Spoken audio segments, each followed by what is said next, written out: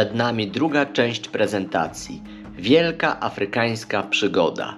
Wraz z Maćkiem Zygmuntem opowiemy Ci o 1,5-miesięcznej tułaczce po Afryce, podczas której przemierzyliśmy autostopem 5000 km, odwiedzając 6 krajów.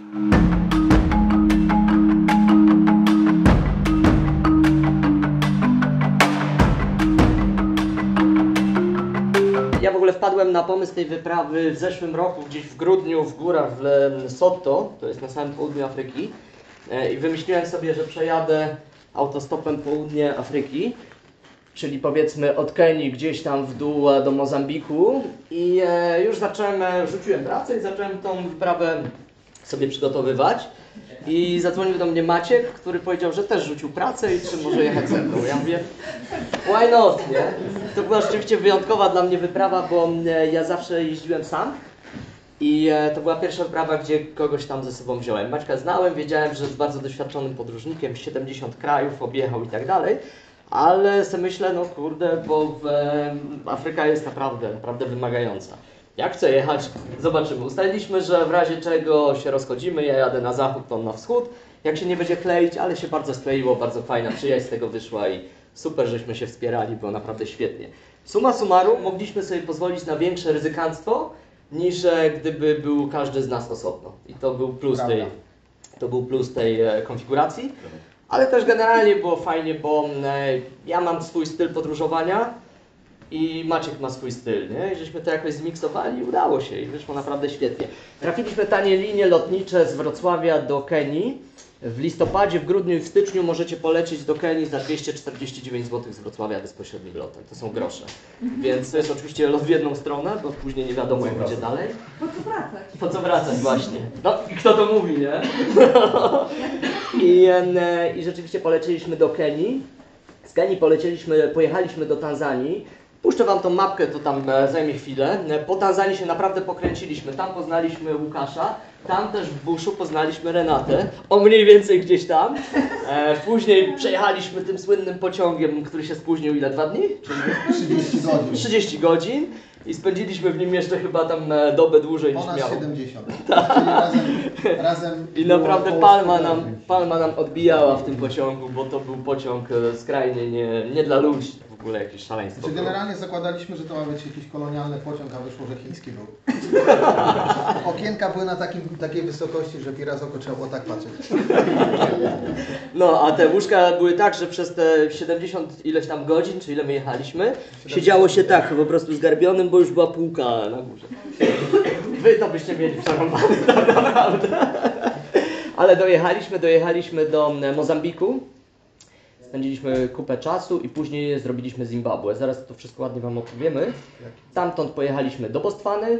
W Botswanie już zaczęło być naprawdę ciężko, bo upał gdzieś tam około 40 stopni, skończyły się drzewa, zaczął się taki teren półpustynny. I generalnie w Botswanie już poczułem, że mam dość. Powiedziałem Maćkowi, że ja nie kontynuuję podróży w momencie, gdy ona już nie sprawia mi radości. Więc ustaliliśmy w ten sposób, że ja wracam z RPA. Jeszcze razem do RPA pojechaliśmy. A Maciek, z racji tego, że dołączyła jego żona Jet, która jest peruwianką, RPA, pojechali do Lesotho i jeszcze do Mozambiku i później do Eswatini. Do Eswatini. Powrotem do Mozambiku i do RPA. Tak. I to już jakaś taka dodatkowa część tej wyprawy. Natomiast ja wróciłem z Johannesburga. No i ta wyprawa tak się zakończyła. A teraz pokażemy Wam zdjęcia i chwilę Wam opowiemy o całej tej akcji, nie? Co żeśmy wymyślili. Slajdy sobie będą lecieć, nie patrzcie na te zdjęcia. Generalnie wylądowaliśmy nie patrzcie na te zdjęcia. Albo możesz zatrzymywać tam co jakiś czas. Wylądowaliśmy w Mombasie. To już była moja druga wizyta w Mombasie. Mombasa to jest takie miasto. Generalnie w Afryce miasta są przepełnione. Tam po prostu mieszkają miliony ludzi, jest ścisk, zamieszanie, hałas. Biały człowiek jak się pojawia w afrykańskim mieście, to jest wyszarpywany przez ludzi, bo każdy chce go zabrać, żeby na nim zarobić pieniądze i tak dalej. Więc jest palony plastik, jest kupa śmieci i generalnie jest naprawdę ostro. Szukaliśmy gdzieś tam noclegu po nocy, trafiliśmy rano, już zaczęliśmy się z lokalesami poznawać. Wszyscy oczywiście chcą sobie robić z nami zdjęcia. Taka jest zasada w Afryce, że mniej więcej 10-20 razy dziennie słyszymy I love you, jak jesteśmy biali, 50 razy dziennie ktoś chce sobie z nami zrobić zdjęcie, no i give me money też było takim trzecim, powiedzmy, dosyć, jeszcze my friend, o, my friendy to jest takie najbardziej ten. No i wyrwaliśmy się z tej Mombasy nad ocean, ocean jest naprawdę piękny, co to za ocean? Indyjski. Indyjski, no właśnie. I jest taka akcja, że na dworze jest ponad 40 stopni, upał, gorąco, płyniemy, wskakujemy do oceanu, a tam po prostu woda ma chyba tyle samo. Nie? Więc wychodzimy i się zastanawiamy, siedzieć w wodzie czy na zewnątrz. No i tak było. Oczywiście lokalesi nas zaczepiali, a wszyscy się zainteresowali, co my tam robimy z tymi plecakami, co za pomysł. I jak wszystkim mówiliśmy, że zamierzamy przejechać 6 krajów, 5000 km autostopem, to wszyscy się pukali w głowę, mówić, że to jest niebezpieczne. To jest moment, kiedy kupowaliśmy bilet na pociąg. A rzeczywiście, nie mieliśmy lokalnej karty internetu i nie mieliśmy tej aplikacji takiej specjalnej. Ale i tak się nie dało kupić Tak, biletu. i lokalnie powiedzieli, dobra, to my wam kupimy, ale się nie dało. Jedziemy dalej ze zdjęciami. Więc jakby moim zamiarem było jakby spenetrowanie Afryki, pojechanie w głąb, a nie siedzenie w Mombasie, którym już znam, bo w Mombasie byłem kiedyś dosyć długo. Więc wyrwaliśmy się stamtąd. Do wojny. I dla odmiany pojechaliśmy do miejscowości Voi, to jest gdzieś tam w głąb Kenii, w stronę granicy z Tanzanią. No i to jest nocleg na polu kempingowym. Specjalnie wzięliśmy to miejsce, bo tam za tym płotem jest jeziorko, gdzie słonie przychodzą w nocy pić, a my nie widzieliśmy słonia, chcemy zobaczyć słonia. Żadnego słonia nie było. Nie? Ale generalnie było tak, że pokręciliśmy się. Tak wyglądają drogi, tak wyglądają wioski, tak wyglądają miasta. I no dla nas to była egzotyka, nie? No bo upał, jakieś egzotyczne zwierzęta, owady i tak dalej.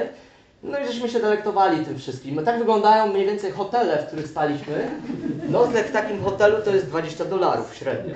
I to jest drogo, bo to jakby trzeba popatrzeć na to, że my zarabiamy ileś tam, a ludzie w Afryce zależy od kraju zarabiają 80 zł, 100 zł. Czyli na miesiąc. Nie? Czyli generalnie dla nich taki nocleg, tak samo jest z jedzeniem. Afryka jest bardzo drogim kontynentem. Jest tak, że jakiś paskudny fast food, taki naprawdę paskudny, kosztuje, nie wiem, 60 zł w niektórych krajach, na przykład w Zimbabwe, a oni zarabiają 80 zł. To wyobraźcie sobie, na co oni mogą sobie pozwolić w tym kraju, jaka jest bieda. O, takie właśnie owady chodziły, ten akurat żył i się ruszał i się zastanawialiśmy z Maczkiem, czy nas upierdzieli, nie? Ale wzięliśmy na rękę do zdjęcia. Na szczęście nie ugryzł, bo pewnie gula byłaby większa niż ten owad. Jedziemy dalej. W nocy generalnie w Afryce jest tak, że jest bardzo, bardzo gorąco. Nie tylko dla nas, ale też dla lokalesów. I generalnie życie zaczyna kwitnąć wieczorami, czyli gdzieś tam jak się robi ciemno, temperatura spada, oni wychodzą i zaczyna się życie nocne. W miastach przeważnie nie ma latarni, to po pierwsze, więc jest ciemno. Po drugie są bardzo gigantyczne rynsztoki i dziury, więc idziesz, możesz wpaść w 3-metrową dziurę i nie wiadomo co dalej. Plus do tego oczywiście wszyscy kierowcy jeżdżą jak szaleni. To jest Arusha, to jest miasto w Tanzanii już. Udało nam się przekroczyć granicę z Tanzanią, to był taki pierwszy wyczyn dla nas, ponieważ tak jak Łukasz tam tą pieczątką, to my 5-groszówką robiliśmy. Nie? Ale facet z kałaszem w ogóle nie wiedział, co tam jest zapisane. Nie? Rzeczpospolita Polska, dobra. No i co, to jest fajne zdjęcie, bo te rybki, one będą nam towarzyszyć podczas tego wyjazdu. Te rybki mają tak to do siebie, że tam chodzą robale i muchy i to tak śmierdzi, że po prostu szczypie w oczy i oni... Co oni robią z tego? Tą mąkę taką, tak? Wiesz co, oni to gotują, dodają po prostu do sosów, jako mąkę. Smacznego. Do zupy. Także było wesoło. Tutaj zrobiliśmy sobie fanaberię i pojechaliśmy do krateru Ngorongoro. No tam tych zwierząt za dużo wam nie będziemy pokazywać, ale to jest fajne miejsce. Jest taki park narodowy, gdzie jest krater o średnicy 22 km i te zwierzęta tam są dosyć mocno skompensowane. Ja wcześniej byłem w parku narodowym w RPA. Kruger Park to jest największy chyba park w Afryce i on jest na terytorium 3 krajów i te zwierzęta się po prostu rozbiegły po tych kilkuset kilometrach i ich nie ma. I jest tak, że jedziecie tym jeepem, bo tam lew 30 minut, później okazuje, że nie ma lwa, nie? A tutaj w tym parku rzeczywiście jest. Aruszy poznaliśmy Łukasza, no i on nas zaprosił w końcu na jakieś normalne jedzenie, bo poznał jakichś tam Hindusów. To byli Hindusi, no. Hindusi? 20-30 lat. Tak, i mieli normalne żarcie, więc żeśmy się najedli. Myśmy naprawdę mieli podczas tej podróży, przynajmniej ja, ale się śmieję, bo ja cały czas chodziłem głodny. I po prostu dla mnie jakiekolwiek jedzenie, to po prostu od razu się rzucałem, co zresztą później straszliwie odchorowałem i przez 6 dni nie jadłem. Tak wyglądają wioski. i zobaczcie, ci ludzie żyją w pięknych po prostu bananowce, piękna roślinność, naprawdę jest świetnie. No i spotkani ludzie, często były problemy komunikacyjne z językiem, ale żeśmy z tymi ludźmi oczywiście wchodzili w interakcje, żeśmy z nimi rozmawiali, śmiali się i tak dalej. Było super. No po takich drogach się po prostu chodziło. Jak była okazja złapać stopa, bo ktoś jechał, to się zabieraliśmy, ale bardzo dużo robiliśmy kilometrów codziennie. No, banany, właśnie, banany są super, jedliśmy, jest kilkanaście chyba rodzajów bananów. O, tu zatrzymaj, bo ci goście są świetni. Banany nam ratowały skórę, bo jak tylko mogliśmy, to banan ma to do siebie, że możecie go obrać i on w środku jest czysty, bo w Afryce największym problemem jest higiena. Po prostu jest taki brud, ręce ma się po prostu strasznie brudne. Oni nie używają sztućców, więc je się to ugali, czyli tą papkę z tym sosem rękami. Wszyscy jedzą z jednej miski. Generalnie jest też tak, że co chwilę przybijacie piątkę i misiaczki z nimi, bo tak to jest. I ten pot przechodzi na te ręce, później te ręce... No i generalnie banany mają to do siebie, że obieracie je bezkolizyjnie i można go zjeść i można się nie zakłuć. To jest świetne miejsce, bo idziemy sobie przez burz, tak to chyba trzeba nazwać, i patrzymy Hotel Hilton, tak? Czy jak on się tam nazywał? Sheraton Kilimandżaro. Ja mówię, kuźwa, dawaj, wbijamy do tych. I wyszedł ten gość, ten drugi był jakiś psychiczny, macał się gdzieś tutaj po jajcach, drapał, nie wiem, co się działo. Ten się okazał jakimś pastorem, zaczął mi czytać jakąś Biblię, zaczęli śpiewać, nie chcieli nas wypuścić, to było dziwnie. Tam jeszcze jeden był, też jakiś dziwny. Tak, ten jeden coś tam do ciebie się przykleił, więc rzeczywiście Maciek mówi, dawaj, zabijamy stąd, ale nie dało rady wyjść. Generalnie to tak wyglądało, że ten drogi gość podchodził do nas i tak... Więc było wesoło. No i fajnie, fajnie. Żeśmy nawet jakiś film z nim nagrali. Puszczaj dalej. Marcin wszedł do ich chaty i pożałował generalnie. No tak, bo tam w ogóle jest tak w Afryce, to też Renata opowie, że jest całe mnóstwo jakichś dziwnych pastorów, sekt, kościołów, różnych takich dziwnych klimatów. Jak ktoś umie czytać i ma Biblię, to już się obwołuje pastorem i szerzy Słowo Boże według jego interpretacji. 3 razy zbiera tartarzy w ciągu jednego nabożenia. Tak, tak. I teraz właśnie jest tak, że no, ci ludzie są po prostu dziwni czasami, nie? Ale generalnie bardzo pozytywnie, nic się tam złego nie stało. Mijaliśmy takich ludzi. W Afryce jest tak, że kobiety noszą na głowach kosze, w których noszą banany, tam czasem jest po 20 parę kilogramów. Więcej. Więcej, no. Czasem woda też tam beczki po 25 A kilo. dlaczego kobiety noszą, wiecie? Tak, bo faceci są dzielnymi wojownikami, Nie, nie? dlatego że kobiety, im zdaniem, biologicznie są do tego bardziej przystosowane, bo mają silniejsze szyje. Okej, no tak, każdy ten argument jest dobry. Więc facet się nie zhańbi pracą w Afryce, z tego co widzieliśmy, a kobiety zasuwają za wszystkich. Chudliśmy z tygodnia na tydzień, było coraz słabiej z nami, ale cały czas spotykaliśmy lokalesów, były misiaczki, było przytulanie. Patrzcie, w jakich fajnych miejscach ci ludzie mieszkają. Co, 2 razy to samo zdjęcie? A nie. Akcje robisz, nie? No naprawdę widoki tam są super. I akurat w masywie Kilimandżaro jest tak, że jest taki las tropikalny, jest bardzo duża wilgotność, tak jak tam, gdzie ty jeździłeś rowerem. Zrobicie 5 kroków, płyniecie, jesteście cali mokrzy i trzeba dużo pić, 6 litrów wody dziennie, a z tą wodą był problem. Jedziemy dalej. Nie, tak.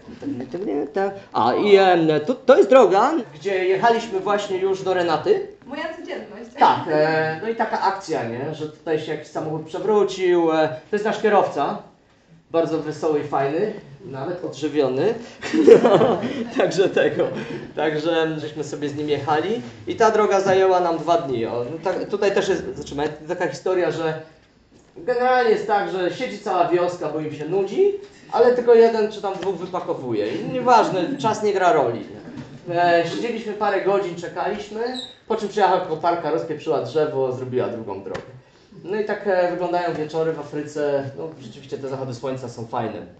No, ta droga zajęła nam dobę, żeby dojechać do Renaty.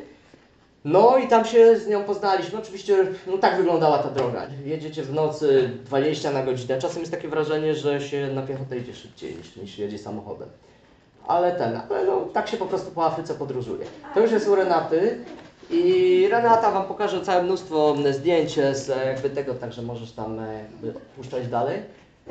To jest dzielny wojownik, który robi sobie blizny, żeby pokazać, że walczył z lwem. Nieważne, że od 50 lat nie ma lwa tam i z lwami nie walczy, ale no bliznę sobie trzeba zrobić, żeby pokazać, że się jest gość.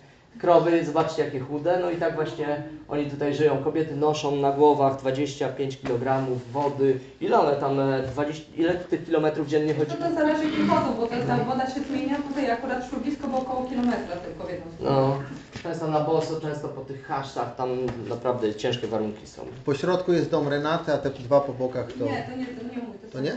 To sąsiedzi, tak? A, okej. No i tak wyglądają ludzie, a to babcia, tak rzeczywiście. Ta dziewczynka ma około 14 lat, to jest fajne, tam ludzie nie wiedzą ile mają lat, więc jakby to też jest ciekawa historia. Renata Wam o tym dużo lepiej opowie. Aha, i dojazd do tej wioski rzeczywiście jest możliwy tylko motorem. Jak ktoś ma motor, to jest gość. No i oczywiście na tych motory wchodzi 3 osoby, a czasem nawet 3 i plecaki, a czasem chyba nawet 4. 4 to tak... 4 plus 2 kozy. No, plus 2 kozy, bo kozę można tak na plecach. No, to jest dom Renaty. No. Tak. No i tak Renata mieszka de facto w takich warunkach z tymi ludźmi. Masajowie są bardzo fajnymi ludźmi. Renata dużo Wam opowie. To jest w chacie masajskiej, tam zrobiliśmy z Renatą serię wywiadów. Zrobiliśmy jej prysznic. Tak. Cała wioska teraz korzysta, także jest fajnie. No te wywiady z Renatą tam wrzucimy. Tak wygląda powiedzmy szkoła i to też jest fajne, bo dzieci chodzą z maczetami wszędzie. Już takie małe dzieci chodzą z taką maczetą, którą tam ciągną, no bo uczą się, że muszą się bronić i tak dalej, ale do klasy wnosić maczety nie wolno. Więc zostawiają na zewnątrz, bo mogłyby zrobić krzywdę nauczycielowi. Generalnie Koszą trawniki. często dzieci bije, co? Że koszą trawniki. Aha, też koszą trawniki maczetami, nie ma tam kos sztila albo jakiś tam skwarny czy czegoś takiego. Ta gosa wygląda troszkę inaczej, bo to ostre, Zakrzywiona. krótkie, tak. Szkoły, zobaczcie, one nie mają okien, są tylko kraty. O, a tak wygląda wozidło i ten chłopiec, tam były 4 takie po 25 litrów, czyli 100 kg, ten chłopiec wozi, malutki chłopiec wozi wozidłem tą wodę do restauracji, oni na tej wodzie gotują. Te beczki są po oleju jakimś, po benzynie, nie wiadomo, nie? To się pije. No i tak oni na co dzień wyglądają, tak się ubierają, tak żyją. To tutaj po prostu, ale życie w Afryce jest ciężkie, tam naprawdę jest 40-45 stopni w cieniu i ci ludzie żyją w takich warunkach, pracują w takich warunkach fizycznie. Myśmy zrobili, nie wiem, kilka kroków i już zadyszka, a oni muszą funkcjonować, chodzą po takich drogach, no i naprawdę mają podgórkę, szczególnie właśnie w górach. Uprawiają ręcznie, nie mają traktorów, no i kobiety noszą właśnie na głowach. Jak noszą jakieś lekkie rzeczy, to spoko, ale jak niosą kosz bananów, to naprawdę ciężar ze 30 kg. Ale te wioski są, jak widzicie, malownicze, piękne, takie widoki. Tak sobie podróżowaliśmy po tej Tanzanii, a to był nasz dzień powszedni, bo generalnie przesiedliśmy się już po Kenii na autostopa i stwierdziliśmy, że autostop jest wygodniejszy, bezpieczniejszy, tańszy, fajniejszy i w ogóle jeździmy tylko stopem, bo taki też był nasz pierwotny zamysł. W Kenii po prostu jakoś tak nam logistycznie wyszło, że podróżowaliśmy pociągiem kawałek i jakimś tam transportem publicznym.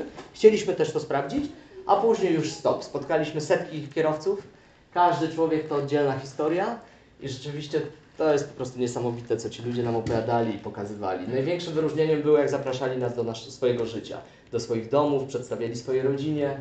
To była przeważnie moja pozycja, leżałem na tylnej kanapie, spałem, a Maciek sobie siedział z przodu i nagrywał. Małpy wyskakiwały oczywiście na drogę, różne inne dzikie zwierzęta, żyrafy. Takie samochody ładne zatrzymywaliśmy i samochody w Afryce, zatrzymaj na chwilę, generalnie są w strasznym stanie technicznym, są zniszczone, bardzo często koło odpadało w takim aucie, jest mnóstwo wypadków. No i są przeładowane, tak jak u nas, nie wiem, tam 20 ton można wieźć, to tam 60 takim samochodem wiozą. Nie? Na każdym kroku się płaci łapówkę policji, jak ktoś wiezie pomidory, płaci pomidorami, jak ktoś wiezie jakiś inny towar, płaci tym towarem, arbuzy arbuzami i tak dalej. Ale są różne fajne miejsca, formacje skalne, tu akurat deszcz padał. No i spotykaliśmy właśnie takich kierowców, jeździliśmy z nimi, opowiadali nam o swoim życiu. Mnóstwo fajnych, ciekawych ludzi, naprawdę. Ludzie byli bardzo przyjaźni, nie mieliśmy żadnej nieprzyjemnej sytuacji, żeby ktoś nam coś tam zagrażał, co? Autobus odjeżdża wtedy, kiedy się napełni, także jeśli się czeka na stopa, to czasami jest dużo szybciej niż autobusem. Właśnie, bo na początku próbowaliśmy jeździć autobusami i naganiacze wrzucają Cię do autobusu, a siedzisz w autobusie, mija godzina, 2-3, on nie odjeżdża, no bo jeszcze się nie zapełnił. Natomiast myśmy wymyślili, że jak wyjdziemy na drogę i nawet jak zatrzymamy autobus, to zatrzymamy autobus, który już jedzie. I to jest lepsze. I rzeczywiście to tak działało. O, to jest ciekawe, cofnij zdjęcie, bo generalnie jak wjeżdżaliśmy z Tanzanii już do Zambii, to pierwszy raz zobaczyliśmy takie żebrające dzieci na torach, które rzeczywiście wystawiały ręce i po prostu żebrały o jedzenie, głodne. I tak się jakoś nauczyli, że ludzie z pociągu rzucają jedzenie, oni walczą, biją się o to jedzenie i to tak wygląda. A mieszkają, to są zdjęcia z pociągu robione w takich właśnie wioskach. Później oczywiście kolejni kierowcy, kolejne historie, kolejne opowieści, tu zatrzymaj. Hungry Lion to po prostu jest dla mnie game changer. On ratował nasze życie, a w moim wypadku to coś niesamowitego. To jest odpowiednik lokalny KFC, generalnie wszystko się tam podrabia. I wygląda to tak, że jest 2 razy tańsze od KFC i 2 razy większe porcje. Więc jak myśmy trafili z Tanzanii, gdzie ja przez 6 dni nie jadłem, bo miałem to samo, co wy tam na Madagaskarze. Przepraszam, u mnie nic nie miałeś i jadłeś. U ciebie tak, nie? Ale dopiero później w Dar es Salaam się zatrułem straszliwie. To byłem taki wygłodniały. Ile dni to było? Chyba 6, 5? 6 dni w sumie, nie? No. I trafiliśmy na Hungry Lion, wpadliśmy, w ogóle zobaczcie, tu już nowoczesne samochody, nowoczesna infrastruktura. Zambia jest bardzo bogatym, bardzo nowoczesnym krajem.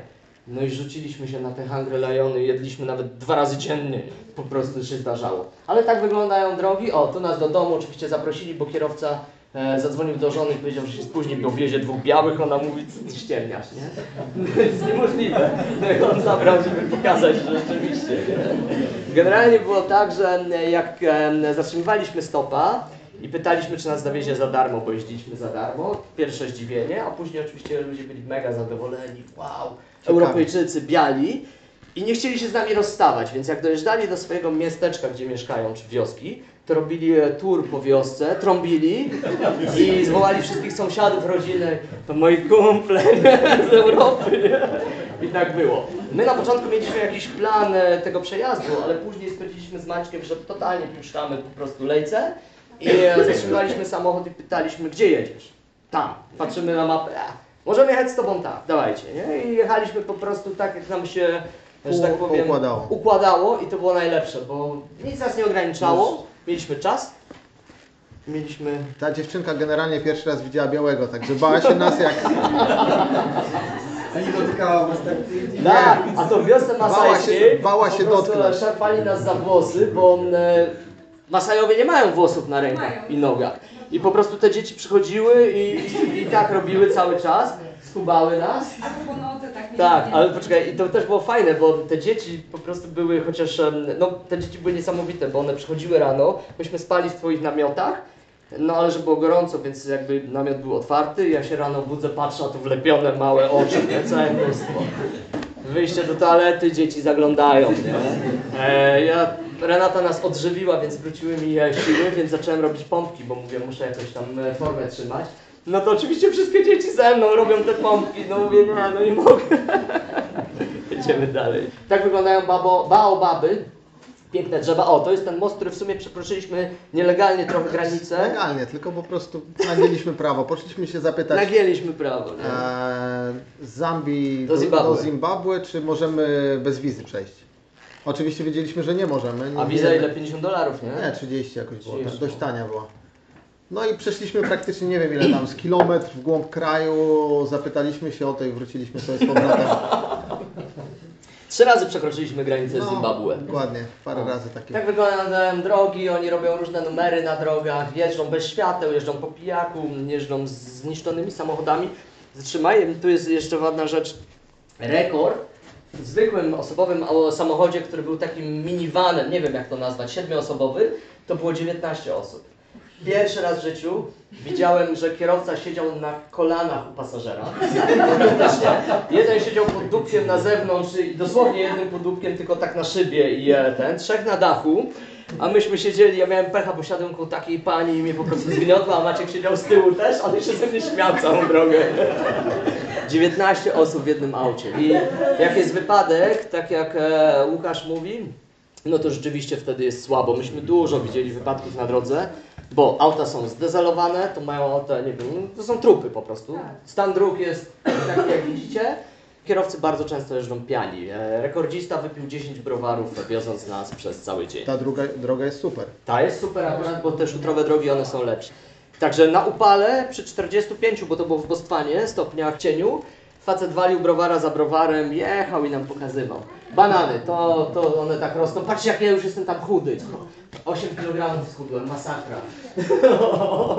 Ale banany to naprawdę fajna rzecz. O, to była ciekawa akcja, bo bardzo często było tak, że w środku, no ten kierowca to odżywiony. Zresztą zaprosiliśmy go na jedzenie i później tak trochę żałowaliśmy. Generalnie zapraszaliśmy kierowców na jedzenie w ramach rekompensaty podziękowania za to, że nas podwieźli. Ale taką najważniejszą jakby podziękowaniem była rozmowa z nami i trochę odmienienie ich życia. To był dla nich taki naprawdę przełomowy moment, że spotkali białych. Dojechaliśmy chyba o 2 w nocy do miasta, do centrum miasta, nie było gdzie spać i stwierdziliśmy, że śpimy w takim razie na samochodzie, bo na dole się gryzły jakieś wściekłe psy i nie chcieliśmy brać w tym udziału. Więc jakby stwierdziliśmy, że na aucie będziemy bezpieczniejsi i fajnie się spało, elegancko. Ludzie patrzyli na nas jak na idiotów. O, wodospady Wiktorii. Z wodospadami Wiktorii to jest naprawdę, jak dla mnie, najpiękniejsze miejsce na świecie, które w życiu odwiedziłem. Odwiedziłem parę, więc nie wiem, jakie jest twoje zdanie? Numer 1. Numer 1, tak. Zdecydowanie polecamy. I ten huk tych wodospadów, ta bryza, która leci, woda, która leci z każdej strony, z góry, z dołu, z boku, zewsząd, to jest po prostu wrażenie, którego się nie da żadnym filmem, żadnym zdjęciem oddać. Byliśmy w porze deszczowej, także wody jest tam chyba 10 razy więcej niż przy Suchej. No, niż normalnie. I wodospady Wiktorii się zwiedza od strony Zambii albo Zimbabwe. Albo z dwóch. Albo z dwóch, tak jak my to zrobiliśmy. Od strony Zimbabwe jest takie miejsce bardziej komercyjne, bardziej znane, ale nam Zambia się spodobała kilka razy bardziej. Zambia była dużo lepsza. Małpy, zatrzymaj. Pawiany to są bardzo groźne małpy, one są agresywne. Jeżeli człowiek ma przy sobie trochę jedzenia, to pawian, samiec, który waży 80 kg może ważyć. Ja kiedyś widziałem 15 lat temu w Kenii, jak pawian zaatakował jednego Amerykanina, no to była rzeź. Więc zęby, pazury i rzuca się na człowieka i trzeba uważać. I my na początku się strasznie dygaliśmy, bo chodziliśmy koło tych pawianów, a później już jest jeden taki film, który gdzieś tam wrzucę do internetu, jak Maciek idzie dosłownie koło pawiana i mi robi zdjęcie, ale widzę strach w jego oczach. To było tutaj. No to było tutaj, tak. Rzeczywiście te małpy robią wrażenie. No i tak, kurz, pył, takie drogi, jak widzicie, są różne dziury. No i jeździmy z takimi różnymi ludźmi, bardzo fajnymi, bardzo ciekawymi.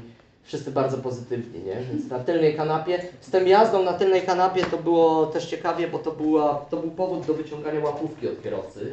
Co chwilę policja oczywiście zatrzymywała takiego tira, wieziesz 2 białych, płacz. No i tak często było, ale no taki koloryt życia w Afryce. No, zapraszaliśmy ich na jedzenie, częstowaliśmy, spędzaliśmy z nimi czas.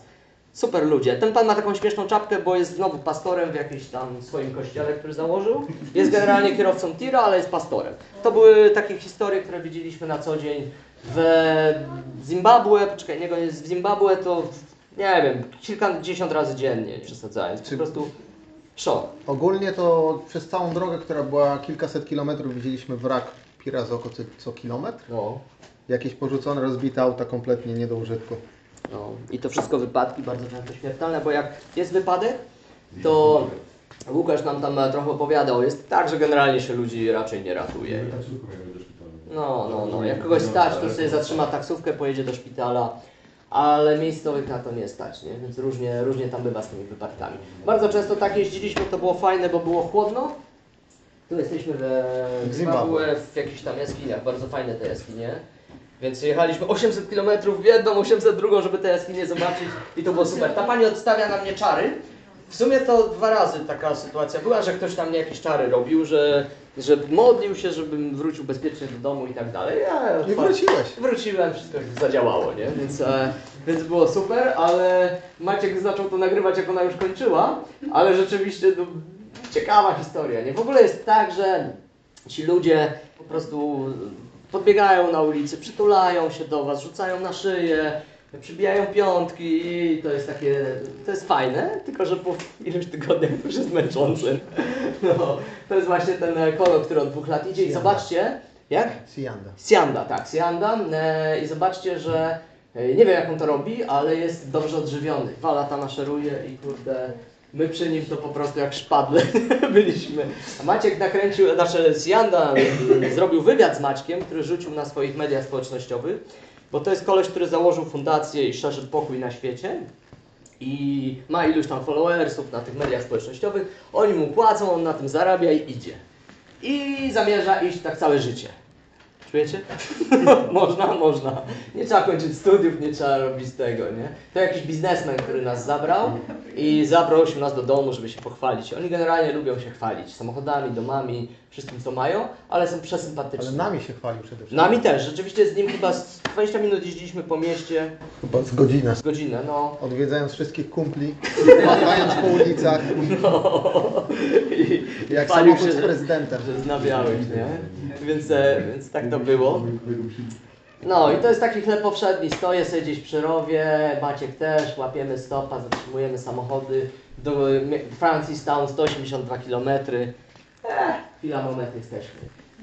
Więc jak drogi są takie, to można zasuwać, a jak drogi są gorsze, to rzeczywiście to trwa. No i oczywiście co chwilę selfie, wszyscy z nami selfie, później wystawiali to na swoich WhatsAppach jako zdjęcia główne. Ja jestem na WhatsAppie u kilkunastu osób jako zdjęcie główne, nie wiem dlaczego. Po prostu dla nich to jest nobilujące, że znają Białego, a to jest rekordzista 10 browarów, 8 godzin jazdy na opale.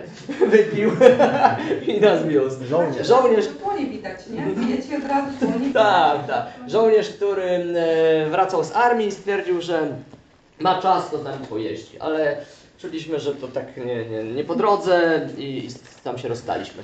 Co chwilę oczywiście próbowali nam, że tak powiem, sprzedać żonę i nawiązywać znajomości, ale oni wszyscy sobie robili z nami Gość zdjęcia. z tyłu jest dobry. No, mistrz drugiego planu i robili sobie z nami zdjęcia. No i oczywiście się przechwalali, że znają Białych, zobaczcie jaka jestem gwiazda, znam Białych. To moi koledzy. O, tak podróżują też na osiołkach. No nie szanują tam zwierząt, ten osioł ma w zębach drut taki metalowy. I niestety oni tam jakby tak żyją, dosyć eksploatują te zwierzęta. Nie? O, to jest ciekawe zdjęcie, zatrzymaj, bo to jest koryto rzeki w środku pory deszczowej. I to rzeczywiście była taka pora deszczowa w Bostwanie, gdzie powinno być tu kilka metrów wody i ta woda powinna płynąć, bo jest pora deszczowa i zanim się zacznie pora sucha, to tej wody powinno być dużo. A wody nie ma, jest susza i oni wykopali dziurę i ta dziewczynka nalewa do tego baniaka brudnego tą wodę i później na głowach to niosą do domu i piją. I myśmy funkcjonowali często w takich warunkach, myśmy tą wodę oszczędzali razem z nimi. A zobaczcie, wiadra po farbie, tam w ogóle ekologia po prostu leży. Tam się gotuje w aluminiowych garnkach. Tego już w Europie nie ma. Tam po prostu aluminiowe garnki są najtańsze i oni używają tych garnków. To są jedyne garnki, jakie możesz kupić. Tak, jedyne właśnie w Afryce. Nie? Śmietny świat, niestety. Nie kupisz. No, tak często wyglądało, spaliśmy w naszych namiotach, jeszcze zatrzymałem chwilę, na klepisku gdzieś u kogoś na podwórku, bo bezpiecznie, żeby zwierzęta nas nie zjadły. Z tymi namiotami też były jaja, bo przed wyjazdem Maciek mówi, dobra, kup namioty. I ja zawsze patrzę, bo chodzę po górach, no to patrzę na wagę namiotów, to jest najważniejsze. No i na cenę, bo obydwaj byliśmy bezrobotni. I znalazłem za 99 zł namiot, kilogram. Mówię, kurde, super, no nie ma lepszej opcji. Kupuję. Wysłałeś mi je. Wysłałem Maćkowi na sprawdzenie, Maciek mówi, wiesz, kupiłem te 2 namioty. Opowiedz, nie? Potem się okazało, że ten namiot się kończył tutaj. Także spałem pod ukosem z takim wrażeniem, że mnie ściska z dwóch stron. Nawet Marcinowi było niewygodnie, a to już zupełnie... No. Ale to też jest śmieszne, bo w nocy jest bardzo dużo komarów i właśnie jak człowiek spał i miał do wyboru, albo miał przyklejoną głowę do burty i przez burtę namiotu komary gryzły w głowę, albo stopy i waliły w stopy. Nie można było spać w skarpetkach, bo w nocy 40 stopni, no 35, 38, no gorąco, zależy od kraju i po prostu upał, więc spało się po prostu w samych majtkach, no i te komary po prostu miały ucztę. No i tak jeździliśmy cały czas, kierowca za kierowcą, co kierowca to nowa historia, którą żeśmy poznawali. To wszystko nagrałem, mamy 2748 filmów nagranych z tej wyprawy. Ja to będę obrabiał nie wiem jak długo, ale wrzucę, tak żebyście zobaczyli jak to było. Nie? O, to jest pani z czerwonej Mazdy. Pani z czerwonej Mazdy jechała 170 na godzinę tą Mazdą. I jechała tak z nami 4 godziny, więc przejechaliśmy z nią pół Bostwany. I później ją zaprosiliśmy na obiad, też zjadła dużo, nie? No ale nie było wyjścia, nie? Takiego stopa złapaliśmy, że szok. A z tą panią jeszcze jest jedna historia, ale dobra, ty jedź dalej. O właśnie, zatrzymaj. To jest ta koszulka? Nie, to inna, podobna. I z tą panią było tak, że ta pani nas dowiozła prawie do stolicy Botswany, nie pamiętam jaka jest ta stolica, się nazywa, no nieważne. 50 km przed stolicą. Gaborone, tak. I generalnie jest tak, że staraliśmy się noclegi ogarniać, chociaż Maciek miał totalnie jakby wywalone i to też było śmieszne, ale staraliśmy się robić tak, żeby no przed zmierzchem, a robi się o 6 już ciemno, mieć ogarnięty jakikolwiek nocleg, coś z tego. I pani nas mówi, zawiozę was na pole kempingowe, tylko trzeba zjechać 20 km od głównej drogi. I dla autostopicza to jest trochę kanał, bo jak będzie coś nie halo, to później wrócić 20 km w nocy to jest słabo. No i przyjechaliśmy, już była gdzieś tam 5 z hakiem, już tak było dosyć, że trzeba się organizować na nocleg. Wpadamy po tych 20 km od odjechania z głównej drogi do tego kempingu, zapłaciliśmy, zaczynamy się rozstawiać i zaczynają się jakieś takie dziwne jazdy z tym właścicielem, że każe nam zapłacić za wyjście za bramę, za ręcznik, za prysznic, za toaletę, za wejście do basenu, bo miał basen. Ja mówię, kurde gościu, w ogóle co to jest? No i ja mówię do Maćka, no nie leży mi tutaj jakby ta wibracja, ta energia, ta miejscówka. No ale kurna, noc idzie, nie? Co robić? Pójść na konformizm i zostać? Czy po prostu pieprzyć to wszystko i zawijać się stąd? W ogóle nie było dyskusji, Maciek mówi idziemy. I wyszliśmy na drogę, na którą nikt nie miał prawa jechać za bardzo. I się okazuje, że moment zatrzymaliśmy stopa. Zatrzymaliśmy stopa gościa, który mieszkał 10 lat w Londynie, więc świetnie mówił po angielsku. I zawiózł nas w ogóle do stolicy, objechał 3 miejscówki, nic nie było, żadnego miejsca. Dzwonił po kolegach, tak, po koleżankach, po rodzinie, szukając miejsca dla nas. Tak, bo generalnie ludzie nam pomagali cały czas, ale okazuje się, że jeżeli tylko powiedzmy postąpiliśmy tak, jak nam intuicja podpowiadała, nie zostaliśmy tam, bo nam coś nie leżało, tylko po prostu poszliśmy na całość, no to zawsze się znajdzie ktoś, kto nam pomoże. I dzięki temu zawiózł nas za Gaborone do tego oto tutaj, taka jest nazwa, zapamiętajcie jak będziecie w Botswanie obowiązkowo, do tego miejsca, pokazuj dalej, to jest pole kempingowe, które prowadzi biały człowiek, oni się bury nazywają chyba, tak? Jakby po ichniemu, a to w Suahili to inaczej, ale tak czy inaczej, biały człowiek powiedzmy, który ma korzenie holenderskie sprzed tam 500 lat i potomek białych, o to on, zatrzymaj, i stworzył po prostu raj na ziemi, ponieważ Botswana jest bardzo bogatym krajem, to jest drugi na świecie producent diamentów, wydobywca diamentów na świecie, po Rosji, tylko że w przeciwieństwie do Rosji nikt tych diamentów sobie nie bierze, tylko inwestują w kraj. I naprawdę Botswana jest przepięknym krajem, bardzo bogaty i graniczy z Zimbabwe, który jest skrajnie biednym krajem. Więc on jakby ściąga tych ludzi, to jest ta obsługa, tych wszystkich jakby emigrantów z Zimbabwe i traktuje ich tak jak rodzinę. Czyli oni mają u niego dożywotnią pracę, fantastyczne warunki i naprawdę no, spędziliśmy na tym kempingu 3 dni i jakby udowodniło nam to, że nie wolno iść na konformizm, trzeba po prostu zawsze jakby walczyć o to, co najlepsze i jeżeli coś nie pasuje, zawijka i zobaczymy, gdzie nas los zaprowadzi. Później zawiózł nas na granicę z Afryką Południową. Tak, miał nas podrzucić do miasta, zawiózł nas na granicę. Tak, zawiózł nas do RPA i wszyscy nam mówili, żeby nie jeździć w RPA autostopem, że to jest niebezpieczny, jeden z najbardziej niebezpiecznych krajów, że nas zabiją. I ci ludzie, jak przeszliśmy granicę, wystawiłem kciuka i oni się od razu zatrzymali. I mówią, co wy tu robicie? My stopa łapiemy. Zwariowaliście? Nie. Wsiadajcie. Dobra. No i ta kobieta mówi do nas, słuchajcie, no nie wolno jeździć autostopem, to jest niebezpieczne. Ja mówię, dosłyszałem, że tutaj zabijają autostopowiczów, ale wy nas nie zabijecie. No nie. Normalnie nikogo nie zabieramy. Powiedzieli, że jesteśmy pierwszymi autostopowiczami w życiu, jakich zabrali. To też było ciekawe, bo później jechaliśmy do mojego znajomego, Josefa, którego poznałem na poprzedniej wyprawie w Lesotho. I on mówi, jak będziesz kiedyś w RPA, to zabijaj. Więc dzwonię do niego, mówię, jestem w RPA. On mówi, zabijaj do mnie. No i problem z tymi czarnymi jest taki, że oni wszystko, co jest łatwe, komplikują. I zamiast wysłać po prostu tym białym lokalizację, gdzie mają nas zawieźć, to on im przez godzinę tłumaczył przez telefon, jak ma... A i tak nie zrozumieli. Nie zrozumieli, nie? Więc szukaliśmy po prostu w jakichś dziwnych miejscach. Generalnie nie dość, że nas zawieźli, nie dość, że nam kupili obiad, to był szok, to zupełnie... Spędzili z nami ekstra chyba z 1,5 godziny. Tak, szukając... Generalnie na koniec jeszcze przy jakimś sklepie złapali lokalnego gościa, dali mu swój telefon, trzymając go cały czas, żeby nie Bo w uciekł. RPA się nie daje nikomu telefonu. Dokładnie. I on dopiero się dogadał z gościem, gdzie mamy jechać. No. 1,5 godziny My stracili. nie mieliśmy nawet, myślę, że procenta szansy na to. Nie, było. No bo to szukali Oni igły nie z tego mieli, siana. może mieli z 30%, a generalnie ten lokal dogadał się tak o. No.